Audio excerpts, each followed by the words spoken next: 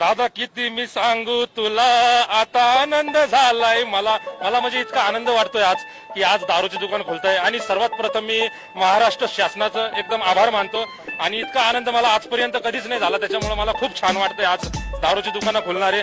आणि आज मी कमीत कमी तुम्हाला सांगतो 12 ते 13 आज क्वाटरी मी विकत घेणार आहे. आणि त्याच्यामधनं 7 ते 8 क्वाटरी मी आज पिणार आहे. माझी 2 महिन्यापासून मी जेवढं थांबलेलो होतो, आजची पूर्ण 2 महिन्याची कसरत मी आता काढणार आहे.